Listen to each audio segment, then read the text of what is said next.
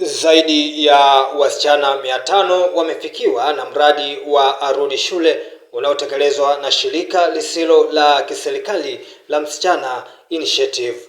Hayo yamebainishwa na mkurugenzi wa shirika la Msichana Initiative, Consolata Chikoti, wakati wa uzinduzi wa kampeni ya kubadilisha mtazamo hasi juu ya utekelezaji wa mwongozo wa kuwarudisha watoto shuleni uliotolewa na serikali mwaka 2021, huku akieleza kuwa kampeni hiyo inatarajia kuwafikia wasichana 250. Bahati mbaya kidogo utekelezaji wa huu mwongozo ama huu waraka umekuwa hafifu kutokana na changamoto mbalimbali ambazo watoto wanapata za kijamii, lakini pia zinazohusiana na mifumo kandamizi. Takwimu zilizofanywa na Wizara ya Elimu zinaonyesha kwamba kwa watoto ambao walikuwa wameingia katika mfumo wa shule baada ya kudondoka mwaka 2022, takriban 58% wanaanguka tena. Lakini hizi changamoto ziko sana kwa watoto wa kike. Kwa mfano tu, takwimu za Global Women Institute zinaonyesha kwamba takriban wasichana milioni 60 wamekutana na ukatili wa kingono. Lakini takwimu hizo pia zinaonyesha kwamba Tanzania takriban wasichana milioni 14.6 wanakumbana na changamoto mbalimbali za kuwakwamisha katika kupata haki ya elimu, na takriban watoto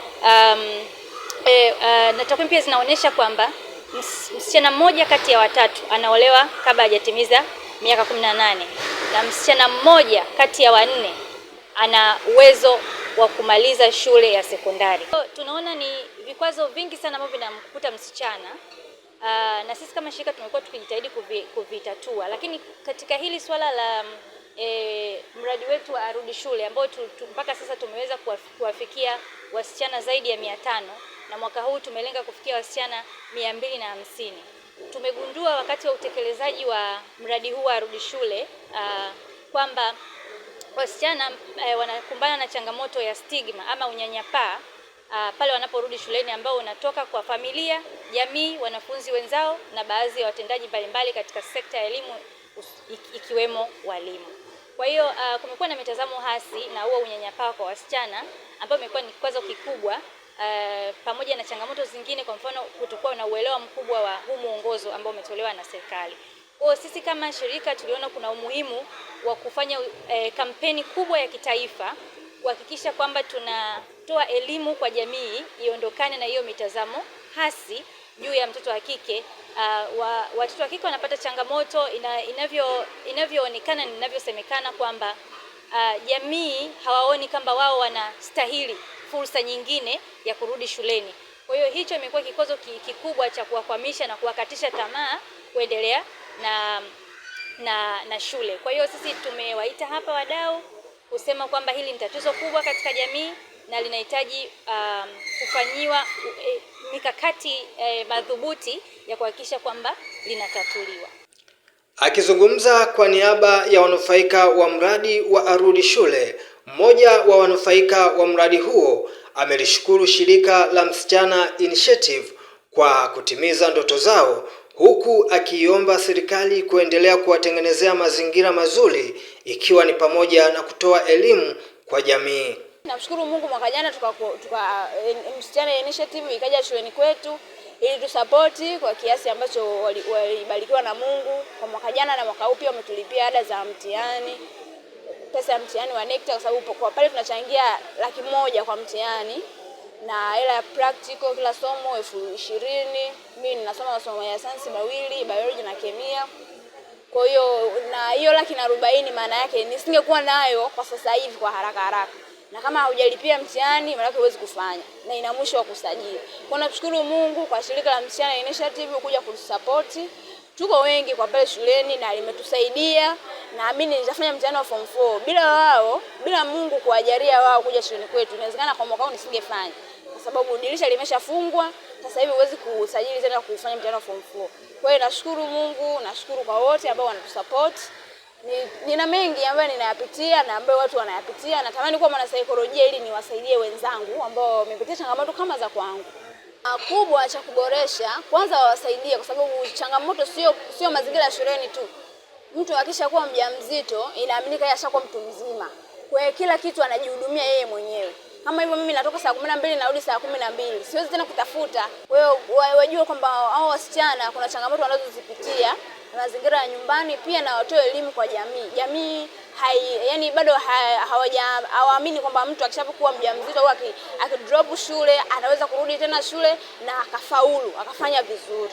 Mgeni rasmi katika uzinduzi wa kampeni hiyo, Dr. Gladness Clay kutoka Wizara ya Elimu, Sayansi na Teknolojia amesema kampeni hiyo itumike kutoa elimu kwa jamii ili kuondoa unyanyapaa kwa wasichana wanaopata nafasi ya kurudi shule. Tunapongeza shirika kwa kuendelea kuwashika mkono hao, lakini pia kuendelea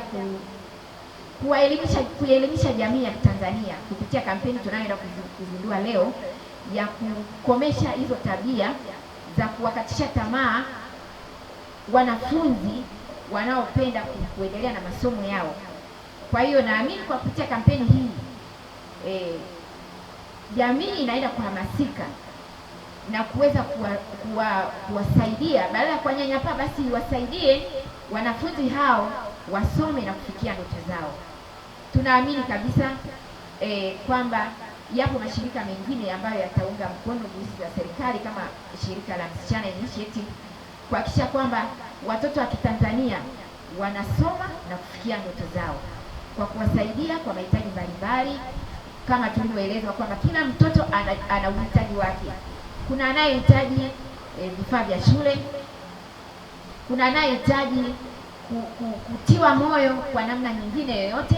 Kwa hiyo naomba sisi wote tusimame kama wanajamii kuweza kuwasaidia watoto wetu waweze kupata elimu. Elimu ni ufunguo wa maisha, hasa kwa wasichana, kwa sababu wanasema ukielimisha mwanamke umeelimisha jamii.